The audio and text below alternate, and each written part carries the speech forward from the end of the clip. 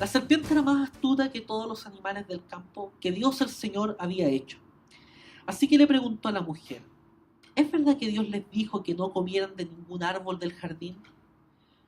Podemos comer del fruto de todos los árboles, respondió la mujer. Pero en cuanto al fruto del árbol que está en medio del jardín, Dios nos ha dicho: no coman de ese árbol ni lo toquen, de lo contrario morirán. Pero la serpiente le dijo a la mujer: no es cierto, no van a morir. Dios sabe muy bien que cuando coman de ese árbol se les abrirán los ojos y llegarán a ser como Dios, conocedores del bien y del mal. La mujer vio que el fruto del árbol era bueno para comer y que tenía buen aspecto y era deseable para adquirir sabiduría. Así que tomó de su fruto y comió. Luego le dio a su esposo y también él comió.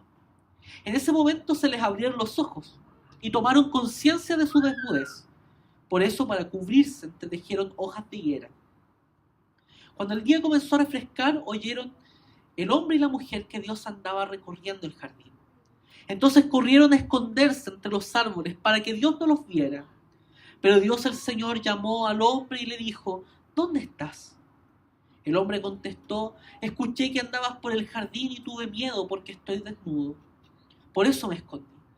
¿Y quién te ha dicho que estás desnudo?, le preguntó Dios. ¿Acaso has comido del fruto del árbol que yo te prohibí comer? Él respondió: la mujer que me diste por compañera me dio de ese fruto y yo lo comí. Entonces Dios el Señor le preguntó a la mujer: ¿qué es lo que has hecho? La serpiente me engañó y comí, contestó ella. Dios el Señor dijo entonces a la serpiente: por causa de lo que has hecho, maldita serás entre todos los animales, tanto domésticos como salvajes. Te arrastrarás sobre tu vientre y comerás polvo todos los días de tu vida. Pondré enemistad entre tú y la mujer, y entre tu simiente y la de ella. Su simiente te aplastará la cabeza, pero tú le morderás el talón. A la mujer le dijo: multiplicaré tus dolores en el parto y darás a luz a tus hijos con dolor. Desearás a tu marido y él te dominará. Al hombre le dijo: por cuanto le hiciste caso a tu mujer y comiste del árbol del que te prohibí comer, maldita será la tierra por tu culpa. Con penosos trabajos comerás de ella todos los días de tu vida. La tierra te producirá cardos y espinas y comerás hierbas silvestres. Te ganarás el pan con el sudor de tu frente, hasta que vuelvas a la misma tierra de la cual fuiste sacado, porque polvo eres y al polvo volverás. El hombre llamó Eva a su mujer porque ella sería la madre de todo ser viviente. Dios el Señor hizo ropa de pieles para el hombre y su mujer y los vistió. Y dijo: el ser humano ha llegado a ser como uno de nosotros, pues tiene conocimiento del bien y del mal. No vaya a ser que extienda su mano y también tome del fruto del árbol de la vida y lo coma y viva para siempre. Entonces Dios el Señor expulsó al ser humano del jardín del Edén para que trabajara la tierra de la cual había sido hecho. Luego de expulsarlo, puso al oriente del jardín del Edén a los querubines y una espada ardiente que se movía por todos lados para custodiar el camino que lleva al árbol de la vida. La caída y la miseria se titula este mensaje, como dijimos. Dios creó un jardín y ese jardín era perfecto, era hermoso, estaba marcado por relaciones de paz, de armonía, de vida abundante. Génesis capítulo 1 nos muestra al ser humano como punto cúlmine de esa creación, la única de las criaturas de Dios a las cuales Él puso su imagen y semejanza. El capítulo 2 de Génesis nos muestra de manera detallada la creación del ser humano, tanto del hombre como de la mujer. Y también de que este ser humano, creado por Dios a su imagen y semejanza, está bajo la autoridad de Dios y que es responsable de los actos que realiza. Por lo tanto, dentro de esa responsabilidad está la obediencia a su palabra. Los versículos 15 y 17 del capítulo 2 dicen lo siguiente, que me parece pertinente recordarlo a propósito del capítulo que leímos. Dios el Señor tomó al hombre y lo puso en el jardín para que lo cultivara y lo cuidara, y le dio este mandato: puedes comer de todos los árboles del jardín, pero del árbol del conocimiento del bien y del mal no deberás comer. El día que de él comas, ciertamente morirás.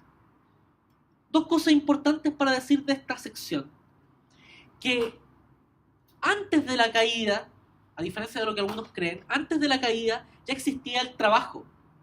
El trabajo no es castigo divino, como podría parecer a primera lectura de Génesis 3. Lo que uno ve en el capítulo 3 con el castigo es fundamentalmente la pérdida del gozo en el trabajo. Dios puso al hombre para cultivar y cuidar la tierra que Dios había creado. Entonces había una relación, no solo de amor hacia Dios, sino que también de amor y de cuidado, de valoración de la creación divina. Y en segundo lugar, estaba que Adán y luego Eva también podían disfrutar de todo lo que había allí, por gracia, con libertad, salvo del fruto del conocimiento del bien y del mal que estaba en el centro del Edén.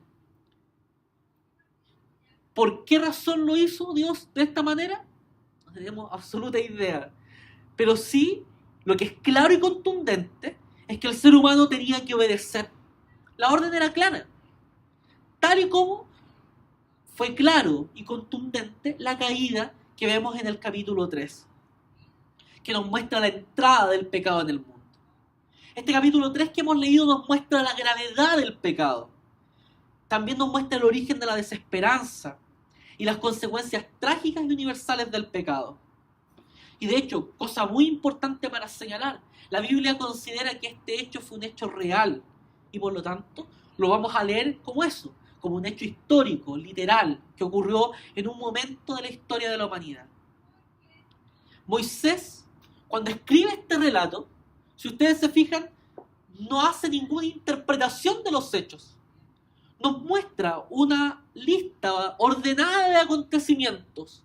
Nos deja entonces frente a esos hechos, solos, delante de Dios, actuando Dios en nuestra conciencia, mostrándonos cuál es nuestra pecaminosidad. James Packer, teólogo y pastor anglicano, señala que se puede afirmar con toda justicia que la narración de la caída nos proporciona la única explicación convincente que ha visto el mundo sobre la perversidad de la naturaleza humana. Pascal decía que la doctrina del pecado original parece una ofensa a la razón, pero una vez aceptada, le da una lógica total a la triste situación de los seres humanos. En la época moderna, sobre todo desde el siglo XVII, XVIII en adelante, se afirmó un principio que iba contra lo que enseñaba la Escritura. Se afirmaba que el ser humano era bueno por esencia. Eso es lo que nosotros conocemos como humanismo. Que a mí me gustaría ponerle un apellido, humanismo secular. ¿Por qué razón? Porque existe un humanismo bíblico, una condición de ser humano bíblico. Pero ese humanismo secular consideraba que el hombre era bueno por esencia y apuntaba a que con la posibilidad de conocer la verdad, de establecer una ciencia, una técnica, se iba a conseguir el progreso indefinido de la sociedad. Pero a la luz de lo que hemos visto a lo largo de la historia y sobre todo en el siglo XX, esa ciencia, esa técnica no llevó al progreso indefinido de la sociedad, sino que a su autodestrucción. Con ciencia, con progreso, con técnica, se hizo los campos de concentración de Auschwitz en Alemania, que produjeron la gran masacre del pueblo judío. Y así sucesivamente. Si nosotros nos quedamos con que el hombre es bueno por esencia, eso nos parecería contradictorio. Génesis 3 nos da la clave para entender el porqué del fracaso humano, el porqué de nuestras crisis, el porqué de nuestros problemas cotidianos.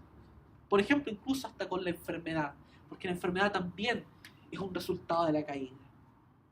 El día de hoy, entonces, hablaremos de la caída como un hecho histórico que afectó nuestras propias historias. ¿Y cómo lo haremos? Como buenos presbiterianos, viendo los siguientes tres elementos presentes en la narración. Lo primero que vamos a ver es la historia de la caída.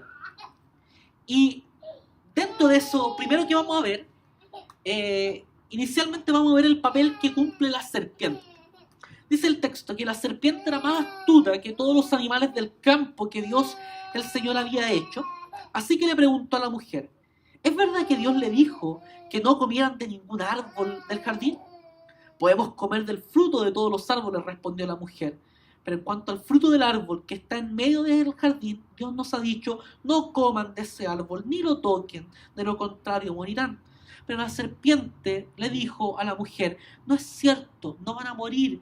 Dios sabe muy bien que cuando coman de ese árbol se le abrirán los ojos y llegarán a ser como Dios, conocedores del bien y del mal.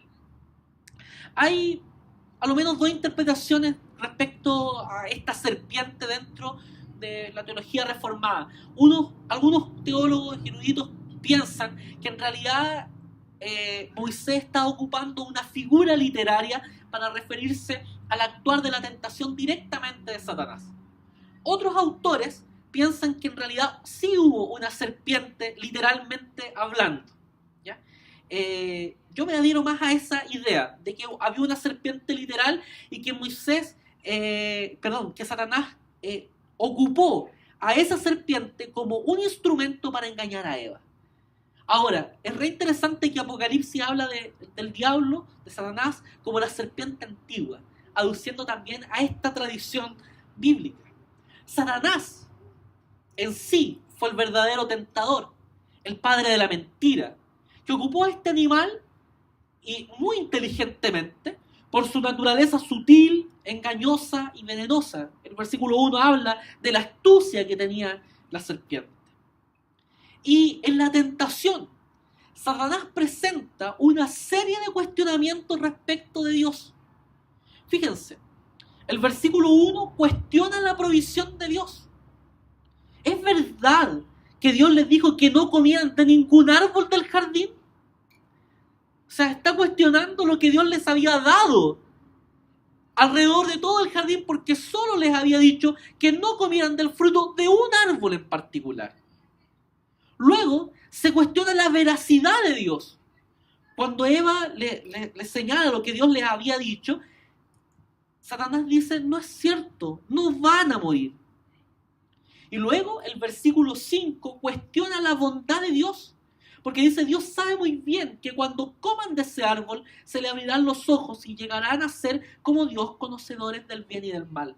Satanás en esta tentación está tratando a Dios de mentiroso y de poco bondadoso, porque está diciendo, Dios les ha privado de algo que podría significar para ustedes en bien, que conozcan lo bueno y lo malo como Él lo conoce. Entonces está diciendo que Dios fue poco generoso con ellos, creándolos solo a su imagen, sin la posibilidad de ser como Él. Y Eva reacciona a esta tentación. A mi gusto, Satanás se interesó aprovechadamente de buscar tentar a Eva, tanto por la curiosidad que ella presentó y por su propia fragilidad. Y cuando estoy hablando de la fragilidad de Eva, estoy pensando en la figura literaria de Pedro, cuando en su primera carta dice que la mujer es como vaso más frágil. Y además, Eva no recibió la orden de Dios que leímos al principio, de Génesis capítulo 2, respecto al cuidado del jardín y que no comiera del fruto prohibido, sino que la recibió Adán. Y probablemente esa noticia, esa idea la recibió del propio Adán. Pero es sumamente interesante que Eva aportaba un elemento religioso en el sentido peyorativo de la palabra, porque agrandó la situación. Si ustedes se fijan, lo que dice Eva, versículo 2, que Dios nos ha dicho, no coman de ese árbol ni lo toquen, de lo contrario morirán. Si ustedes leen confiadamente el capítulo 2 de Génesis, no se van a encontrar nunca el hecho de que Dios haya prohibido tocar el fruto del árbol. Solo prohibió su consumo, solo prohibió comerlo. Eva estaba exagerando y probablemente eso es parte de la avanzada de la tentación. De hecho, mientras Eva no ponía en duda la palabra de Dios, no sintió nunca fascinación por lo prohibido. Fue el acto de la duda el que afectó sobre todo su desconocimiento de la ley del Señor y desconfió de Dios. Desconfió a tal punto que vio que el árbol, según el versículo 6, era bueno para comer, que tenía buen aspecto y era deseable para adquirir sabiduría, así que tomó de su fruto y comió. El concepto caída nos puede llevar a un error, a pensar como que alguien cae así rápidamente, como el... se me olvidó el personaje antagónico, el coyote poniendo agujeros marca Acme para el correcamino. Como que el diablo nos pone esos hoyos ahí en el camino y nos caemos de la noche a la mañana. Lo que el texto nos está mostrando en el versículo 6 es que Eva entra progresivamente en el pecado, acepta la tentación, ve que el árbol era bueno, agradable, codiciable, y eso le hizo luego tomar y comerlo. Eso ejemplifica muy bien la tentación, porque nosotros todos los días y a cada rato, en cada momento, somos tentados. Pero una cosa es abrir la puerta de esa tentación y caer en ella, entrar en ella. Y luego, ocupó también sus herramientas para encaminar a su esposo, Adán, hacia el pecado. Mujeres, sumamente importante que vean cómo se comportó su madre, Eva, en esto y no seguir sus pisadas. Ahora, si los hombres aquí presentes se están sobando las manos, no lo hagan, por favor. Adán, ¿cómo responde Adán a la tentación? Yo yo crecí escuchando desde niño esta historia. Y siempre me contaron esta idea de como que Adán estaba jardineando en otro lugar cuando se presenta la serpiente donde Eva y está allí la tentación y luego al rato después, cansado del trabajo, llega, se sienta y Eva lo seduce y le da de comer. Entonces, como estaba cansado, respondió al pecado. Así tratando de justificar a Adán. El texto bíblico, si ustedes se fijan, el final del versículo 6, dice que la mujer tomó del fruto y comió, luego le dio a su esposo y también él comió. El final del versículo 6 pareciera darnos a entender que Adán estuvo presente en todo momento. ¿Qué hace un esposo cuando está con su esposa y su esposa está corriendo riesgo? Se pone en primer lugar, se pone delante. Adán cometió el gran error que cometen la mayoría de los hombres y que cometemos la mayoría de los hombres. No hacer nada cuando había que hacer algo. Adán debió haber hecho algo. No debió haber permitido que Eva escuchara la voz. Debió haberla detenido, exhortado. Debió haberle dicho, no hagas eso. Dios nos ordenó que no comiéramos de ese árbol y debiéramos alegrarnos porque nos creó a su imagen y no aceptar la tentación que nos da la serpiente, sino que simplemente contentarnos con lo que Dios nos ha dado. Pero no hizo nada. Fue un pusilánime, un cobarde, un pobre cobarde que no solo no hizo nada, sino que además desobedeció a Dios comiendo del fruto prohibido. Adán en este caso pecó por omisión, porque su tarea como padre y como esposo, en ese contexto solo como esposo, era guiar a su familia a servir humildemente a Dios, como es el rol de todos los esposos aquí presentes. De hecho, una interpretación de algunos rabinos judíos sobre este texto señala que Adán fue el que pecó mayormente en este pasaje, porque Eva entra en la tentación con un riesgo. El riesgo de que se iba a morir inmediatamente cuando comiera del fruto. Ciertamente, si comen del fruto, van a morir. Esa era la sentencia. Eva comió del fruto, no se murió inmediatamente, y Adán, como vio que no se murió, que simplemente comió del fruto y no le pasó nada, con esa sensación de que su pecado iba a quedar en la completa impunidad, que no iba a pasar nada, sin riesgo evidente, aceptó comer. Hombres, haríamos bien entonces en mirar a nuestro padre Adán para no seguir sus pisadas y no comportarnos como él. Si ustedes se fijan aquí en el capítulo 3 de Génesis, está la clave del porqué de muchos fracasos familiares. Mujeres queriendo controlar la situación, llevando la iniciativa, tomando el protagonismo, y hombres que son llamados a ser protagonistas, no haciendo absolutamente nada. ¿Qué nos enseña este texto con respecto al pecado? Primero que todo, que comer del árbol fue un acto de abierta rebelión contra Dios. De hecho, una distorsión de los valores.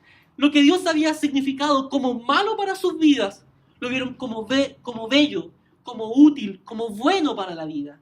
Agradable, codiciable, hermoso ese fruto. Entonces, lo bello que era hacer la voluntad de Dios, lo bueno que era hacer la voluntad de Dios, dejó de serlo. Y pasó simplemente a significar la propia voluntad del ser humano. Comer de ese árbol no hubiese sido pecaminoso si Dios no hubiese dado una orden al respecto. Por lo tanto, el pecado parte como un cuestionamiento de Dios. Theo Donner, en un libro muy bonito que se llama La soberanía de Dios y la responsabilidad del hombre, dice que el pecado en sí es esto, actuar en oposición a la voluntad de Dios, pero implica además un cuestionamiento de Dios, una rebeldía contra Dios y un deseo de ser Dios. Cuando Adán y Eva pecaron, se movieron de su relación con Dios, convirtiéndose en enemigos del Señor. Y como les decía anteriormente, tenían una sensación de impunidad. Creían que no les iba a pasar nada, que no se iban a morir. Como muchas veces cuando nosotros pecamos, que creemos que no van a haber consecuencias ni malos resultados de los malos actos que nosotros cometemos. Ahora, sumamente interesante el nombre del árbol. ¿Se fija cómo se llama? Del conocimiento del bien y del mal. La interpretación rápida que nos quiere llevar a decir de este texto, de este nombre que tiene el árbol, es decir, como que comiendo el fruto, lo que Satanás le dice a la mujer, van a conocer lo bueno y lo malo. En realidad, el significado es mucho más profundo que eso. Y ahí está parte de la mentira de Satanás. Conocer lo bueno y lo malo corresponde a nosotros como creyentes en someternos a la voluntad de Dios. Cuando nos sometemos a la voluntad de Dios, sabemos lo que es bueno y lo que es malo. Dice la palabra del Señor que la voluntad del Señor es nuestra santificación. Por lo tanto, todo aquello que no contribuye en nuestra santificación es malo. Por lo tanto, insisto, hacer la voluntad de Dios es conocer lo bueno y lo malo. O sea, esa era la decisión. Si ellos decidían no comer, estaban cumpliendo lo correcto. Pero al comer, ¿qué es lo que estaban diciendo? Por mi propia voluntad, yo puedo decidir lo que es bueno y lo que es malo. No dejo que Dios me gobierne. No dejo que Dios sea el que dirija mi vida. No sea el que Dios normalice aquello que es bueno y que es malo. También, algo hay que decir con respecto a esto. Hay muchas personas, incluso de algunos lugares cristianos, que aluden que el pecado de nuestros primeros padres fue de índole sexual. Y en realidad, nada en el texto bíblico favorece dicha interpretación. Dios creó la sexualidad como parte del diseño original para el matrimonio, tanto para el placer como para la procreación. Lo que vemos acá es que el pecado es de índole espiritual, es la insubordinación, la desobediencia, el orgullo. Buscaron encontrar satisfacción en el fruto que pone en el centro la voluntad humana y no buscaron su agrado, su placer, su alegría máxima en obedecer al Señor. Por lo tanto, luego de que comieron de ese fruto que parecía agradable, su sabor se les volvió amargo. El diseño original, ¿qué implicaba? Ser hecho a la imagen de Dios. La perversión del diseño original, entonces, es la imagen propia, es la autoestima que nosotros tenemos de nosotros. Romanos capítulo 12, versículo 3 dice que ninguno tenga más alto concepto de sí que el que deba tener, sino que piense de sí con cordura, conforme a la medida de la fe que nos ha sido dada. O sea, ni elevada autoestima, ni baja autoestima. Aquí el problema no es psicológico como nos venden las pomadas en la televisión. De hecho, Paul Brownbank plantea que el mayor peligro del amarse a uno mismo es que signifique rendirse culto a uno mismo. Es la idolatría del yo como ídolo. Todo lo contrario a la bendición de ser pobres de espíritu. Eso nos conduce al orgullo frente a Dios y al egoísmo. Adán y Eva, cuando caen en esta tentación, tenían una autoestima realzada, un mayor concepto de sí, en relación al que originalmente debían tener. De hecho, la mayor tentación aquí era ser como Dios. El gran intento y la gran tentación que tienen los seres humanos en sus vidas es ser como Dios, es ser Dios y Señor de su vida, es que nadie les gobierne, solo ellos a ellos mismos. Al Pacino, actuando en una película, ya apareció en TCM, así que no voy a hacer spoiler de nada, así que no les voy a contar, bueno, es parte del final de la película, pero imagino que ya la vieron, y si no la vieron, discúlpenme por eso. Al final de la película, El abogado del diablo, Al Pacino, encarnando al diablo, dice lo siguiente a modo de conclusión: vanidad. Definitivamente mi pecado favorito. El pecado favorito de Satanás para hacernos caer a nosotros es nuestro propio orgullo. El orgullo no debe existir en nosotros porque hemos sido creados para glorificar a Dios y gozarnos en Él para siempre. De hecho, esa elevada autoestima cae cuando se dan cuenta de los resultados del pecado. Sienten vergüenza, como veremos más adelante. La gran tentación del ser humano entonces y su perdición es ponerse como medida de todas las cosas, colocando sus propios intereses como la norma suprema para establecer sus relaciones con Dios, con el prójimo y con el medio ambiente. Todas las veces que el ser humano actúa así, a lo largo de la historia, da como resultado injusticia, egolatría, placer individual, tiranía, llamar a lo bueno malo y a lo malo bueno. Librémonos de este pecado. Un predicador del siglo XVIII decía que quienes no quieren comer del fruto prohibido no deben acercarse al árbol prohibido. La caída es más bien un camino que avanza hacia la degradación. No nos dejemos llevar por la tentación. Cosa muy importante de esto es que aquí, frente a lo que estamos viendo en el capítulo 3, es lo que se llama continuamente como el pecado original. Este estado y condición pecaminosa en la que nace todo ser humano. La semana pasada leíamos el Salmo 51 y David decía en una de sus partes que en pecado me concibió mi madre. Romanos 5, versículo 12 dice que por medio de un solo hombre el pecado entró en el mundo y por medio del pecado entró la muerte. Fue así como la muerte pasó a toda la humanidad porque todos pecaron. Aquí lo que Pablo está haciendo es señalar que el pecado entró por Adán y que a consecuencia de ese pecado vino la muerte. La transgresión de uno llevó a la condena de todos los seres humanos. Nosotros somos pecadores a causa del pecado de Adán. Y eso es lo que llamamos entonces pecado original. Y a propósito de algo que comentamos la semana pasada, ¿qué pasa con la responsabilidad individual acá? Ezequiel, el bueno sí, Ezequiel 18, versículo 2 al 4 y luego en el 19, 20, una broma nueva. Dice lo siguiente: ¿a qué viene tanta repetición de este proverbio tan conocido en Israel? Los hijos comieron uvas agrias y a los hijos se les destemplaron los dientes. Ahí debería decir los padres, copia mal. Los padres comieron uvas agrias y a los hijos se les destemplaron los dientes. Yo, el Señor Omnipotente, juro por mí mismo que jamás se volverá a repetir este proverbio en Israel. La persona que peque morirá. Versículos 19-20. Pero ustedes preguntan, ¿por qué los hijos no cargan con la culpa de su padre? Porque el hijo era justo y recto, pues obedeció mis decretos y los puso en práctica. Tal hijo merece vivir. Todo el que peque merece la muerte, pero ningún hijo cargará con la muerte de su padre, ni ningún padre con la del hijo. Al justo se le pagará con justicia y al malvado se le pagará con maldad. ¿Qué quiere decir eso? Que si yo peco, mi hijo no es responsable de mi pecado. Ahora, evidentemente, algunos pecados que yo cometo como esposo y como padre van a dañar la cotidianidad de mi hijo. O sea, por ejemplo, si yo soy un irresponsable, un flojo que no trabaja, entonces no hago nada y vengo solo los días a predicar, un sermón que improviso, va a llegar un día en que la quinta iglesia se va a aburrir y va a decir, ¿sabe qué?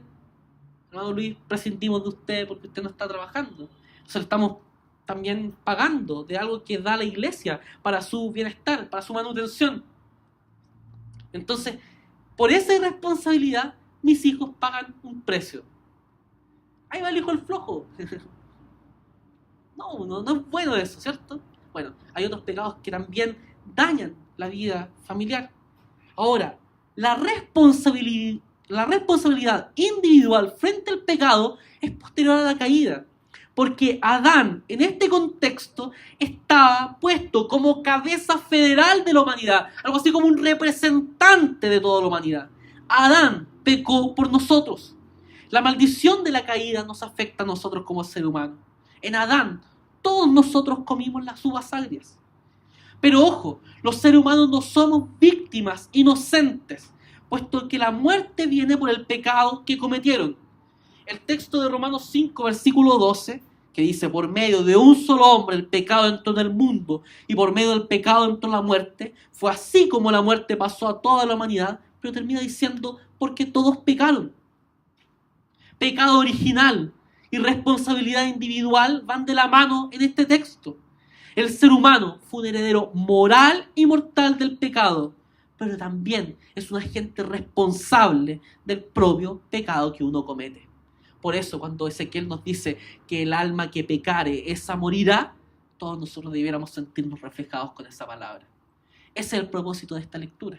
Saber que nuestra condición sin Dios es la de estar muertos en vida.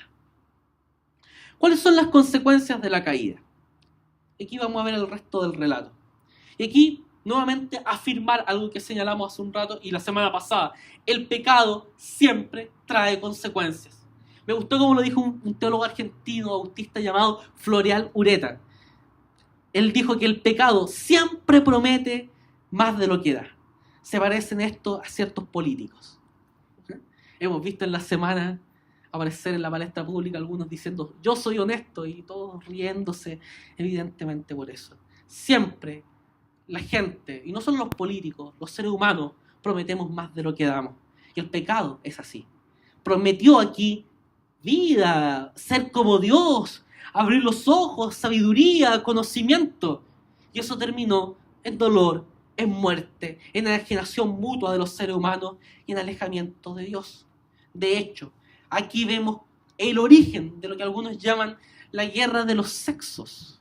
Relaciones humanas deterioradas. ¿Por qué? Porque el hombre perdió su relación armónica con la mujer y la mujer también perdió su relación armónica con el hombre. Versículo 7. En ese momento se les abrieron los ojos y tomaron conciencia de su desnudez. Por eso, para cubrirse, entretejieron hojas de higuera. Los dos aquí se hicieron unos delantales para cubrir su desnudez, porque se avergonzaron de su condición de desnudez. O sea, vieron por primera vez su desnudez con ojos de malicia, con ojos de pecado. Anteriormente podían vivir armónica y tranquilamente. Es lo que se produce cuando uno tiene ya una relación de intimidad con la persona que uno ama, con su esposa, con su esposo, donde ya hay tranquilidad.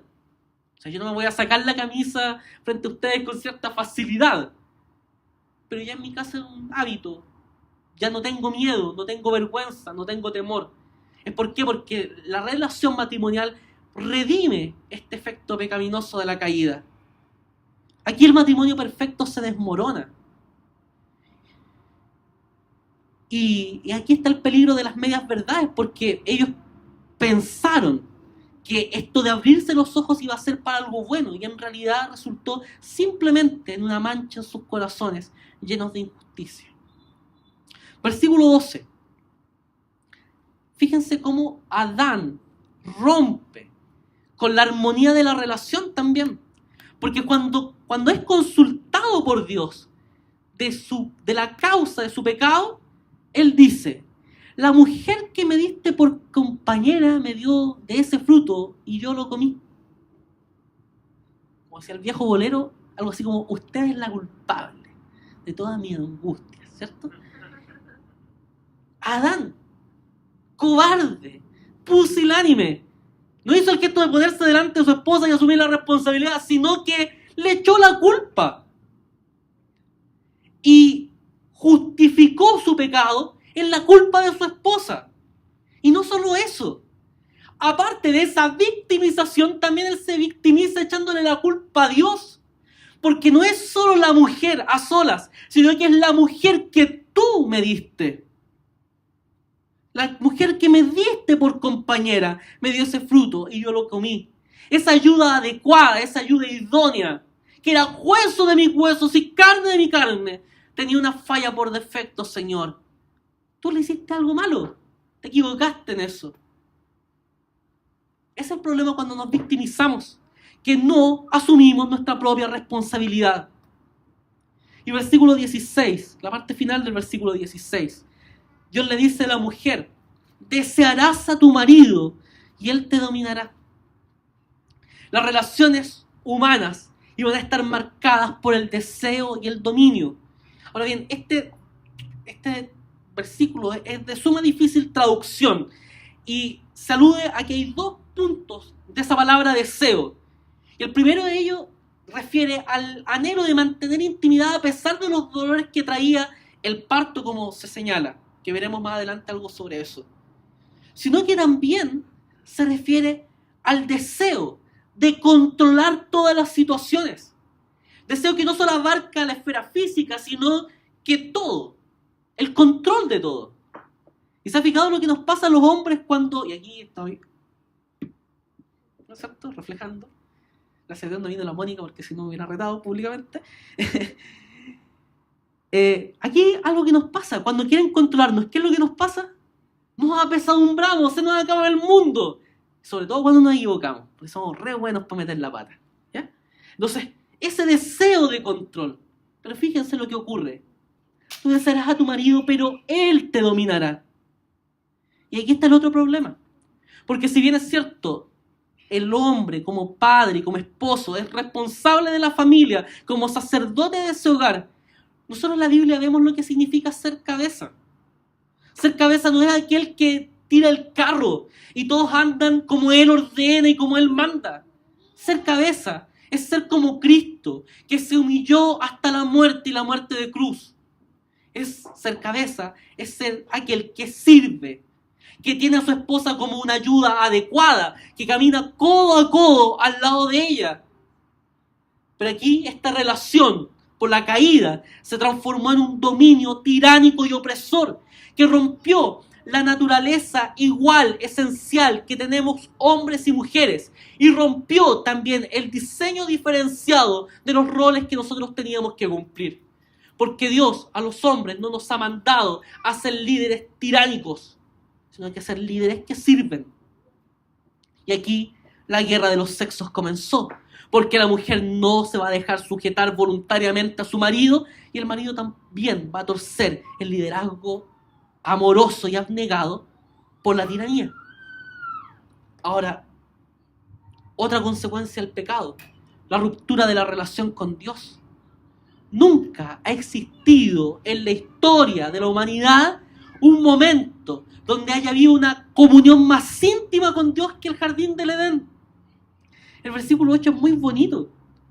Fíjense, cuando el día comenzó a refrescar, oyeron el hombre y la mujer que Dios andaba recorriendo el jardín.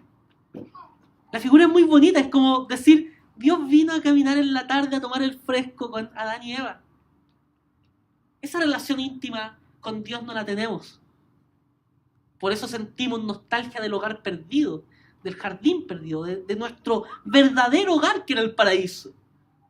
Por eso todos los hogares son fracasos en relación a este jardín perfecto.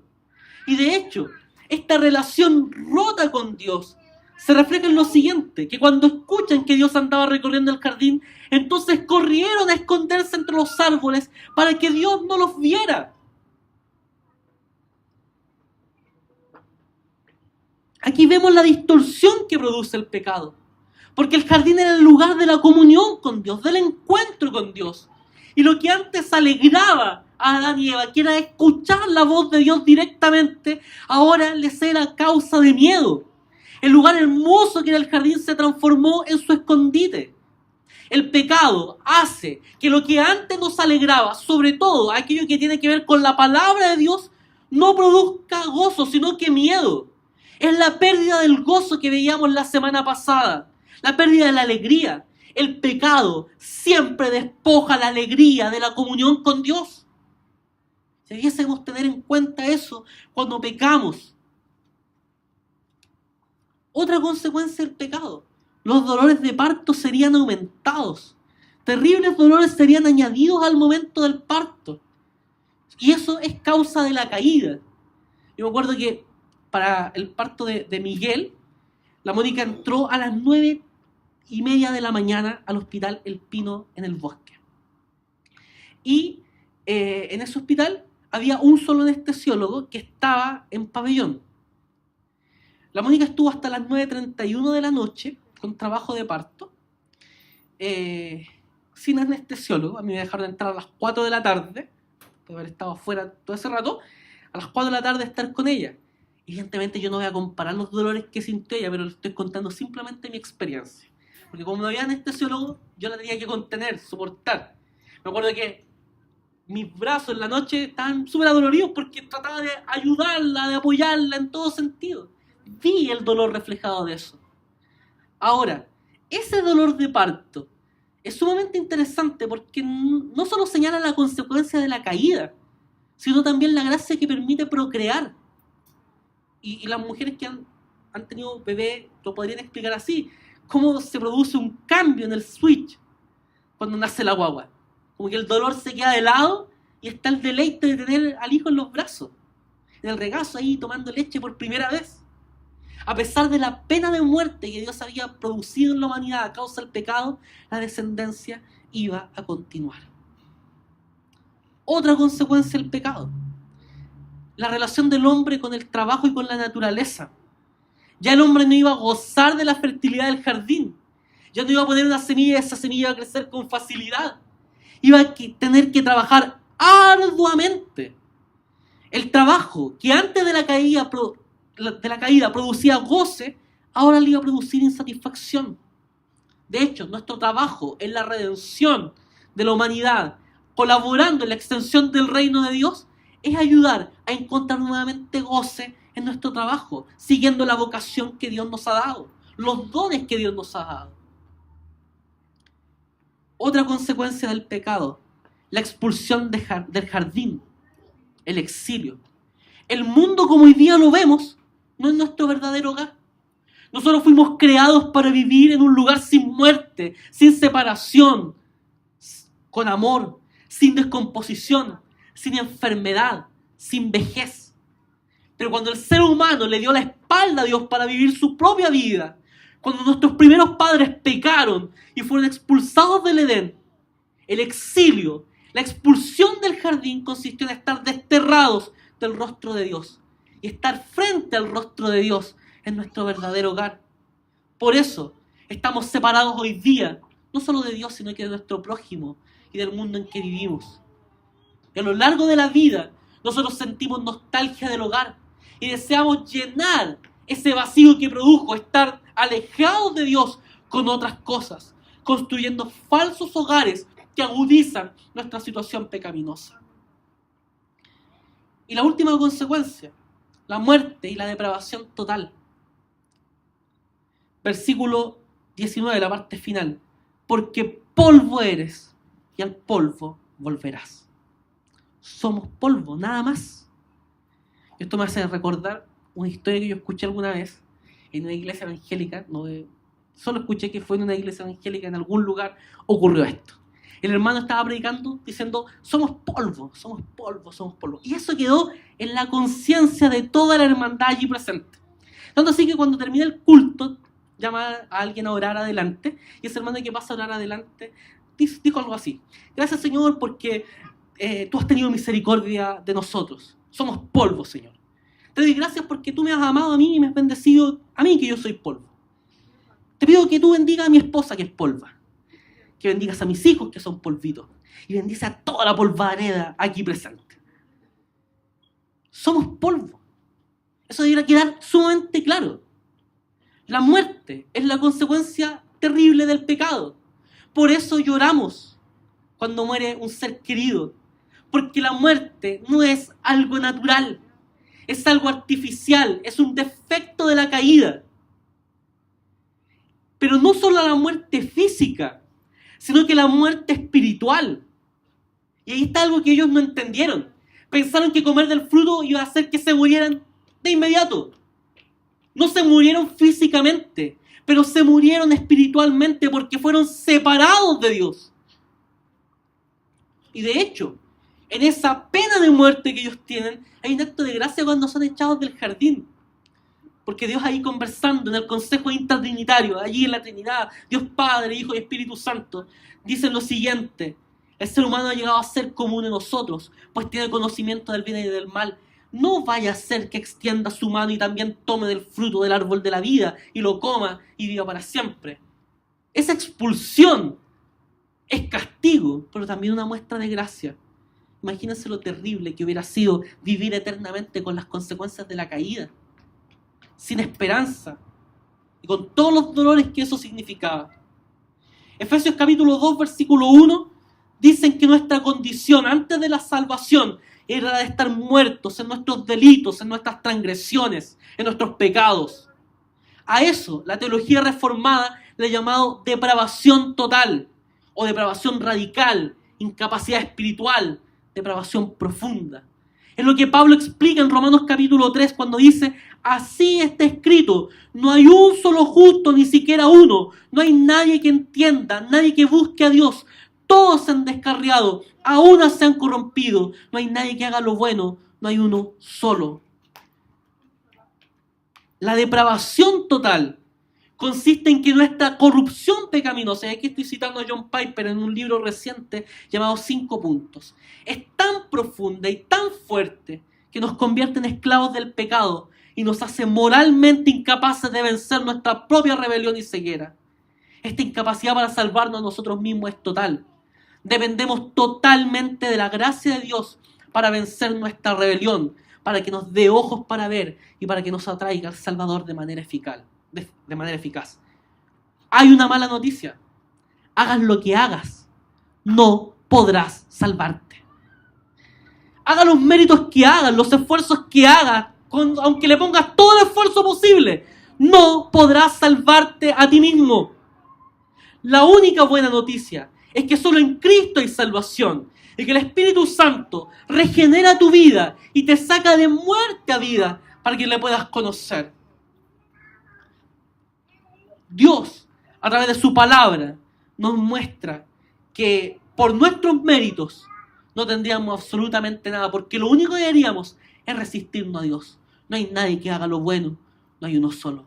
La salvación es un regalo de Dios, y un regalo que costó demasiado caro: la sangre del Hijo de Dios, la sangre de Jesucristo.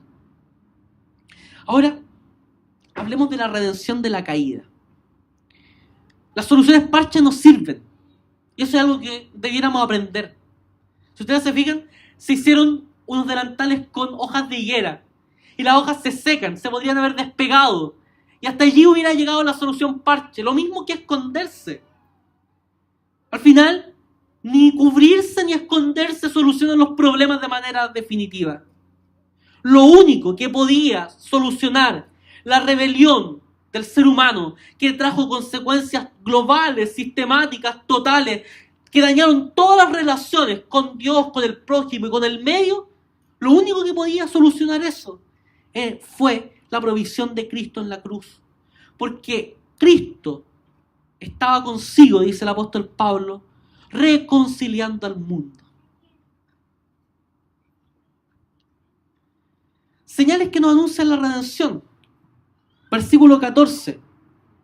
Dios el Señor dijo entonces a la serpiente: por causa de lo que has hecho, maldita serás entre todos los animales, tanto domésticos como salvajes. Te arrastrarás sobre tu vientre y comerás polvo todos los días de tu vida. Dios maldice a la serpiente, haciendo que ésta se arrastre como señal de su derrota final. Lo que Dios estaba diciendo: tú no vas a poder vencer, estás derrotada. Versículo 20. Dice que el hombre llamó Eva a su mujer porque ella sería la madre de todo ser viviente. Eva significa vida.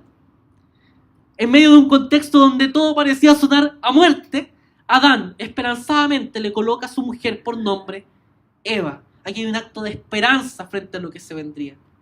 Y versículo 21, Dios el Señor hizo ropa de pieles para el hombre y su mujer y los vistió. Solucionó el problema con respecto a los delantales perecederos de hojas de higuera. Los cubrió con una ropa que iba a durar, que iba a permanecer. Pero esa vestimenta estable requería un sacrificio. La redención, queridos y queridas, se logra solo por medio de sacrificios.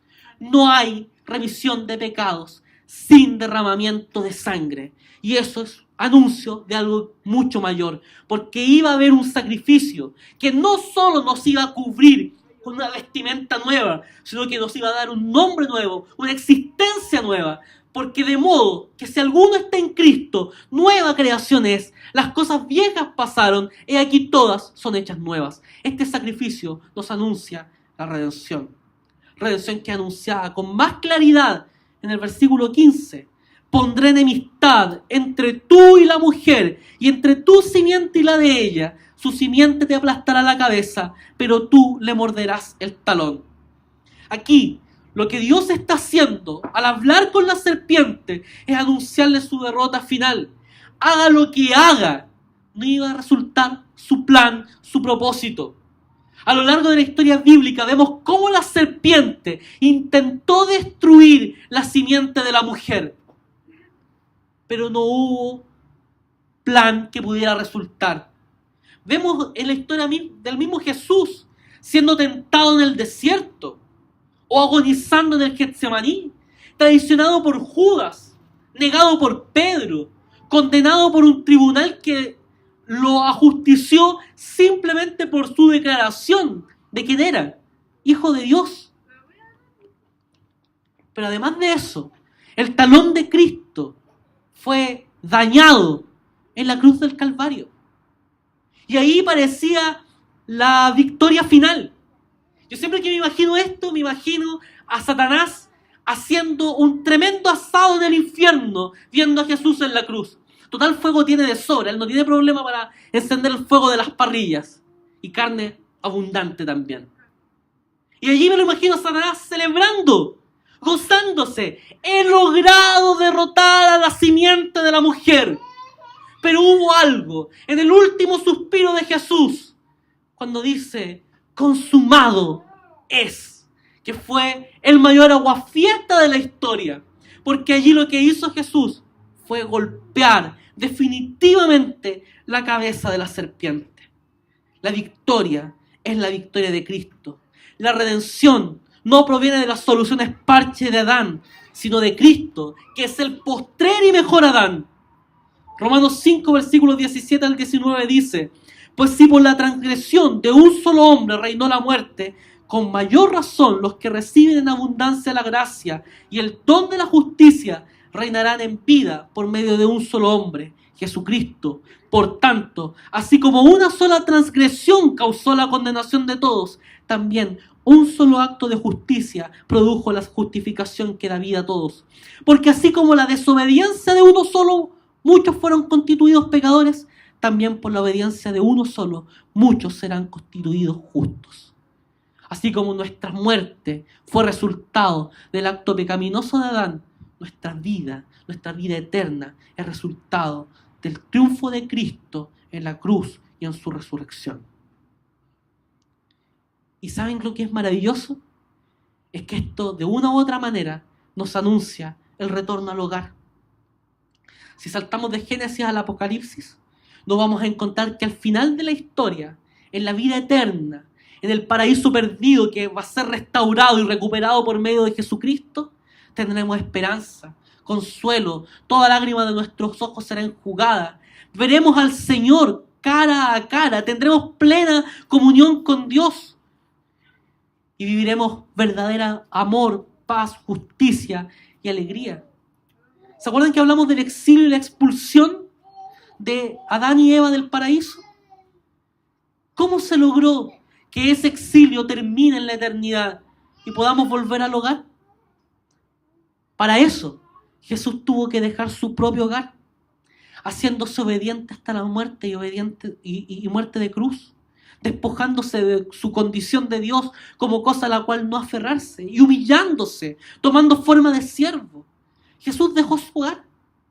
Nació lejos de las casas de sus padres. José y María vivían en Nazaret y tuvieron que caminar una larga distancia para llegar a Belén, donde nació, en un pesebre, en el lugar donde comían los animales del campo. Recorrió lugares no teniendo dónde recostar su cabeza, sin un hogar. Fue crucificado, ¿saben dónde? Fuera de la ciudad. Y cuando crucificaban a un delincuente, los peores delincuentes de la sociedad, fuera de la ciudad, era señal de despojo, de exilio, de apartarlo de la vida del hogar. Cristo sufrió el destierro para que nosotros pudiéramos volver al hogar. Y la resurrección del Señor es anuncio de la buena noticia de que Dios tiene el poder de hacer nuevas todas las cosas. Apocalipsis 2, versículo 7 dice: al que salga vencedor, le daré derecho a comer del árbol de la vida que está en el paraíso de Dios. Solo en Cristo es posible comer del árbol de la vida, porque Él es la vida. Hoy, debiésemos prepararnos para vivir con alegría en el reino de Dios, en el cual viviremos para siempre. Los hermanos de la iglesia primitiva no se saludaban diciéndose Dios te bendiga como lo hacemos hoy día, o bendiciones. Se saludaban y se despedían diciéndose Maranata, el Señor viene. La esperanza en el cristianismo es eje de la vida de la iglesia. No somos una iglesia solo para el aquí y para el ahora. Nuestra vida no termina aquí. Si morimos, para el Señor vivimos. Y si vivimos, para el Señor morimos. Y ya sea que vivamos o que muramos, somos del Señor. Allí, en la vida eterna, está nuestra verdadera esperanza. Para reflexionar y practicar. Primero que todo, luego de la caída, el ser humano es incapaz de hacer cualquier obra genuinamente buena y está propenso a toda clase de mal. Dios permitió la caída porque en su omnipotencia puede incluso sacar el bien del mal. Lo veíamos en el pasaje de Romanos 8:28, que a los que aman a Dios todas las cosas les ayudan a bien. Dios es tremendamente poderoso para torcer aquello que es malo por algo bueno. Con el nuevo nacimiento, nosotros hemos vuelto a nuestra naturaleza original. Con la caída, el hombre, el ser humano, era incapaz de no pecar. No puede resistirse a dejar de hacer lo malo. Por eso que el libre albedrío es una expresión muy temeraria. Porque en realidad uno en la naturaleza pecaminosa no puede dejar de pecar. Engañoso es el corazón más que todas las cosas. Pero eso no es excusa. Porque hoy día nosotros hemos sido renovados. Nuestro corazón de piedra fue cambiado por un corazón de carne. Tenemos nueva vida y podemos luchar resistiendo el pecado. Nuestra imagen, y aquí es algo sumamente importante, nuestra imagen no debiese estar en lo que podemos hacer o dejar de hacer en nuestra voluntad. Nunca vamos a encontrar descanso en nuestra propia opinión, en nuestros deseos, nuestros anhelos, porque ni ante nosotros mismos vamos a dar el ancho. Imagínense ante los demás. O sea, ante los demás podemos tener más errores de los que tenemos ante nuestra vista íntima. Pero ¿saben qué? ¿Dónde podremos encontrar descanso? En Cristo. En Cristo que dijo: y conocerán la verdad, y la verdad les hará libres. Así que si el Hijo los libera, serán ustedes verdaderamente libres. Lo que la caída no pudo hacer fue obstaculizar el paso del triunfo de Cristo. Cristo tiene el poder para hacernos libres de la vergüenza que produce el pecado, de la culpa que produce el pecado y del castigo que producía el pecado. Porque la paga del pecado es muerte. Mas el regalo de Dios es vida eterna en Cristo Jesús, Señor nuestro. Hoy día podemos descansar entonces en la libertad que Cristo nos ha dado.